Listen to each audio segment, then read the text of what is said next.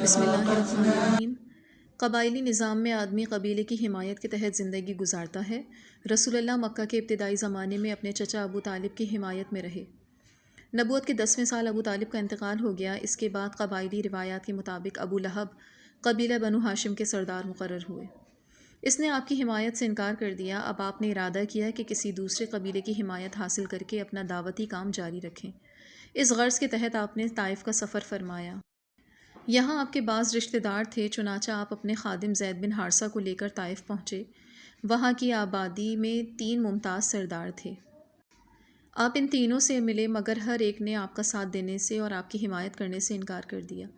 ان میں سے ایک شخص نے کہا، خدا نے اگر تم کو رسول بنایا ہو تو میں کعبے کا پردہ پھاڑ ڈالوں۔ دوسرے نے کہا، خدا کو کیا تمہارے سوا کوئی نہ ملا تھا جس کو وہ رسول بنا کر بھیجتا؟ تیسرے نے کہا، خدا کی قسم تم سے بات نہیں کروں گا، اگر تم رسول ہو تو تمہارا جواب دینا گستاخی ہے، اور اگر تم جھوٹے ہو تو میرے لیے مناسب نہیں کہ میں تم سے بات کروں۔ رسول اللہ غمگین ہو کر واپس ہوئے، مگر ان لوگوں نے پھر بھی آپ کو نہ بخشا۔ انہوں نے بستی کے لڑکوں کو آپ کے پیچھے لگا دیا۔ وہ گالیوں اور پتھروں سے آپ کا پیچھا کرتے رہے۔ آپ کے خادم زید بن حارثہ نے آپ کی حمایت کرنے کی کوشش کی، مگر وہ آپ کو بچانے میں کامیاب نہ ہو سکے۔ آپ کا جسم لہولہان ہو گیا۔ بستی سے کچھ دور جا کر اتبا اور شیبہ 2 بھائیوں کا انگور کا باغ تھا۔ یہاں پہنچتے پہنچتے شام ہو گئی اور آپ نے اس باغ میں پناہ لی۔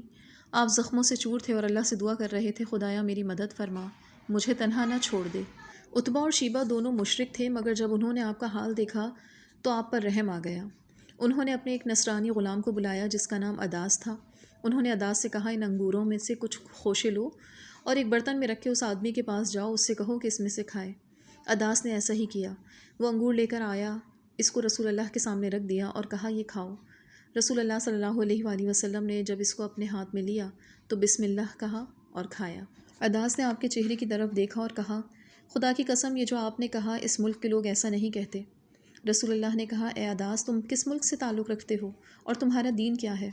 اداس نے کہا، میں نصرانی ہوں اور میں نینوا یعنی عراق کا رہنے والا ہوں۔ رسول اللہ نے کہا، مرد صالح یونس بن متی کے شہر کا؟ اداس نے کہا، آپ کو کیسے معلوم کہ یونس بن متی کون تھے؟ رسول اللہ نے کہا، وہ میرے بھائی ہیں، وہ نبی تھے اور میں بھی نبی ہوں۔ یہ سن کر اداس رسول اللہ پر جھک پڑا اور آپ کے سر اور ہاتھ اور پاؤں کو چومنے لگا۔ اتبا اور شیبہ اس منظر کو دیکھ رہے تھے۔ ایک نے دوسرے سے کہا، دیکھو اس شخص نے تمہارے غلام کو خراب کر دیا۔ اداس جب لوٹ کر آیا تو انہوں نے اسے کہا، اداس تمہارا برا ہو، تمہیں کیا ہو گیا کہ تم اس کے سر اور ہاتھ اور پاؤں کو چومنے لگے؟ اداس نے کہا، زمین پر اس سے بہتر کوئی شخص نہیں۔ اس آدمی نے مجھ کو ایسی بات بتائی جس کو ایک صرف نبی ہی جان سکتا ہے۔ دونوں نے کہا، اداس تمہارا برا ہو، وہ تم کو تمہارے دین سے پھیر نہ دے، کیونکہ تمہارا دین اس کے دین سے بہتر ہے۔ خدا کے رسول کو ایک ہی سفر میں مختلف لوگوں سے 3 الگ الگ قسم کے سلوک کا تجربہ ہوا۔ کسی نے آپ کے اوپر پتھر مارے، کسی نے آپ کی ضیافت کی اور کسی نے آپ کی نبوت کا اقرار کر کے آپ کے ہاتھ چومے۔ گویا اس واقعے میں بہت بڑا سبق ہے۔ یہ سبق کہ اس دنیا کے امکانات کی کوئی حد نہیں۔ یہاں اگر چٹیل میدان ہے تو وہیں سایہ دار درخت بھی کھڑے ہیں۔ دنیا کی زندگی میں کچھ لوگوں سے اگر برے سلوک کا تجربہ ہو تو انسان کو مایوس نہیں ہونا چاہیے۔ آدمی اگر خود سچائی پر قائم رہے، وہ اپنے دل کو منفی جذبات سے بچائے، تو ضرور اس کو خدا کی مدد حاصل ہوتی ہے۔ ایک قسم کے لوگ اگر اس کا ساتھ نہ دیں گے تو کچھ دوسرے لوگوں کے دل اس کے لیے نرم کر دیے جائیں گے۔ لہٰذا انسان کو مشکل حالات اور لوگوں کے منفی رویوں سے پریشان ہو کر اپنے مقصد سے پیچھے نہیں ہٹنا، کیونکہ اللہ ہمیں ایسے لوگوں سے بھی ملواتا ہے جو مقصد کی تکمیل میں ہمارے معاون ثابت ہوتے ہیں۔